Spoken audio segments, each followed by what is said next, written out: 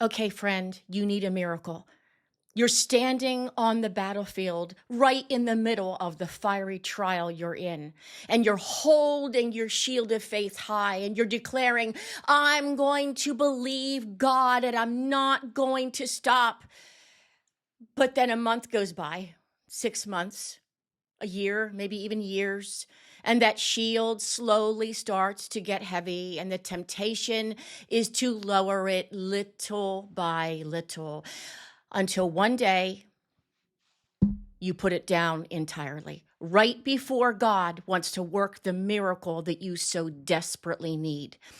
Listen, I know that temptation personally. I was sick with a chronic illness for 15 long years. I'll talk about that in a few. But I had to make a daily decision to pick up my shield of faith. I kept lifting it high, and Jesus miraculously healed me. Listen, if you're in a battle right now, whether it's your health, your finances, a prodigal child, your marriage, an unsaved spouse, or any battle whatsoever, and it's going to take a miracle, but your faith feels weak, this video is for you. Hi, my name is Dr. Jamie Morgan. I've been in the ministry for over 3 decades, and in this video, I'm going to give you 7 practical steps to take you from weak, wavering faith to mountain moving faith when you're believing God for a miracle. So, step number 1, ask Jesus to help you see yourself in one of the stories of the Bible. The very first thing I would do is to go to Jesus and ask him to show me where I am in the pages of his word. Which biblical character walked in the battle that you're in right now?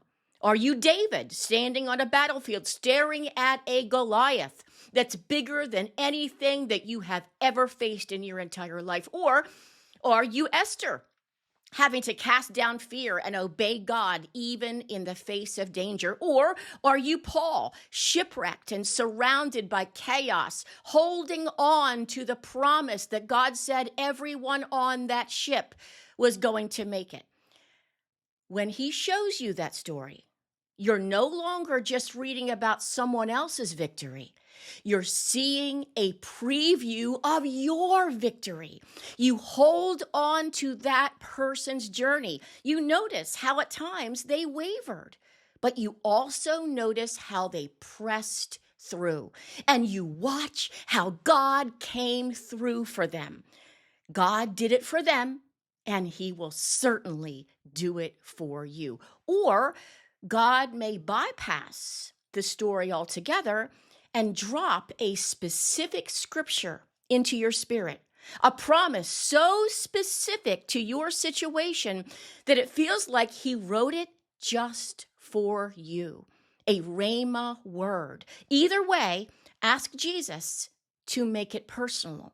Friend, get a specific word for your specific fight. By the way, would you like, share, and subscribe to give this video greater reach? I would really appreciate that. All right, here's step number 2. Clear the room. You heard it, clear the room. This one is so important and straight out of the Word of God. When Jesus arrived at the home of Jairus to raise his daughter from the dead, he walked into a house full of mourners. The people were weeping, they were wailing, and actually laughing at Jesus when he said that she wasn't dead. And do you know what Jesus did? He put them all out. He didn't argue with them. He didn't try to convince them. He simply removed them from the environment where he was about to perform the miracle. And then, and I want you to notice this, he didn't go into that room alone. He specifically chose Peter, James, and John. Come with me, he said. He was very intentional about who had access to that miracle moment. You need to do the same thing, friend. You need to take a serious look, a serious inventory of who is in your room during your battle. Not everyone deserves access to your faith fight. Some people, even well-meaning, I love you with all of my heart people, will drain your faith with their doubt, with their fear, their negative words, and their unbelief. You may need to stop sharing certain things with certain people. You may need to limit some conversations. You may need to step back from some voices, whether online or in person. And always remember, the bigger the problem, the more of the world that you have to close out. So friend, clear the room. All right, here's step number 3. Find your Peter, James, and John.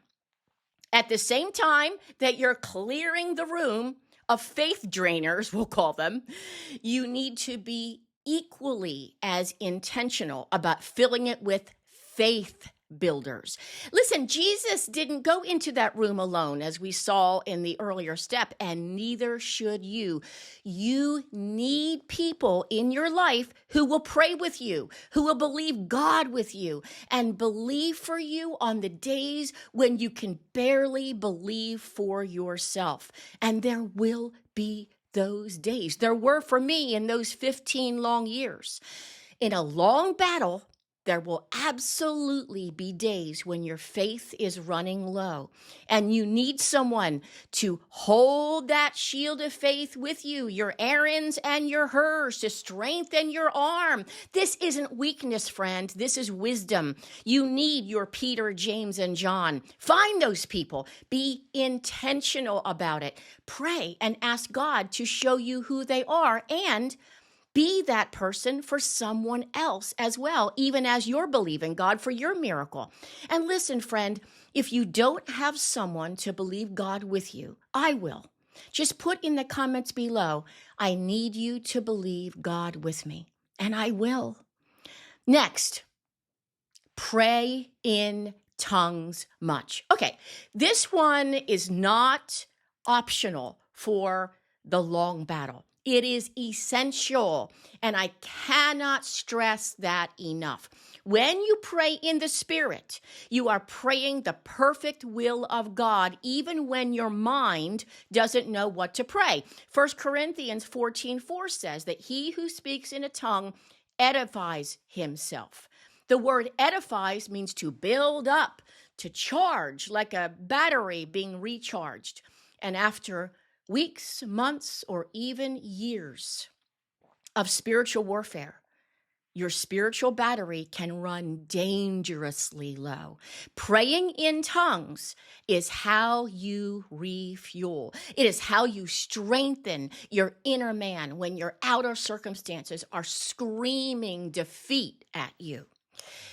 Jude 1:20 says this: build yourself up in your most holy faith, praying in the Holy Spirit.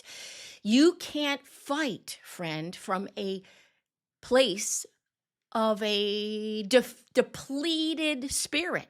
You need to be strong in spirit to take a stand against the enemy. And then when you stand some more. I want you to make praying in tongues a daily aggressive discipline during this battle, not just an occasional practice when it occurs to you. This is how you keep your spiritual battery charged for the long haul. And if you're not filled with God's Spirit, ask him to fill you. He did that for me about 1.5 years after I was born again. By the way, if you are a Holy Spirit-filled woman who wants to walk in God's call on your life, I'll leave the links to my mentoring ministry in the comments below. I would love for you to check out trailblazermentoring.com.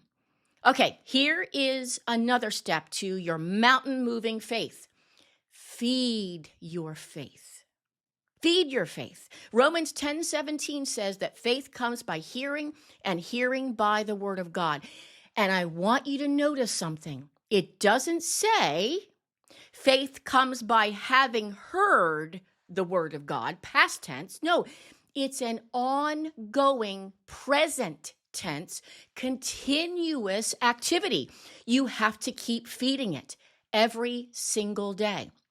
Listen, during a long battle, the enemy is constantly working to starve your faith through bad reports, through time passing with no change or even things getting worse, through unanswered prayer, through what can feel like that God is silent. He's not, but it can feel that way at times. You have to counter that with an intentional diet of the Word of God. Let me tell you what I did personally during my 15-year battle with Lyme's disease. I wrote healing scriptures on index cards. I went out and bought a notebook, like a spiral index card notebook at my local drugstore, and I read those scriptures out loud 3 times a day. I took God's word like medicine, just like you would never skip a dose of a prescription medicine when you're fighting a serious illness, and you shouldn't. I never skipped the word. Morning, afternoon, and night, I was speaking those healing scriptures out loud over my body and over my situation. And when I got worse, I ramped it up to more than 3 times a day. That was my way of feeding my spirit with the word of God and keeping my faith alive and my faith shield high for the long battle. Remember this: what you feed grows, and what you starve dies. Next, think what you're thinking about. This is warfare that happens in a place that no one else can see. It's your mind. The enemy knows that the battlefield is the mind, so he whispers, God isn't going to do that miracle for you. God does it for everybody else, but not you. Oh, you've waited too long. It's just not going to happen. You don't live a perfect Christian life, so he's not going to do it for you. Your faith isn't strong enough. Just give up and accept your new normal. Listen, I heard those whispers for years, and I had to learn, and you have to learn this too, to recognize the source of those thoughts. They're not from God.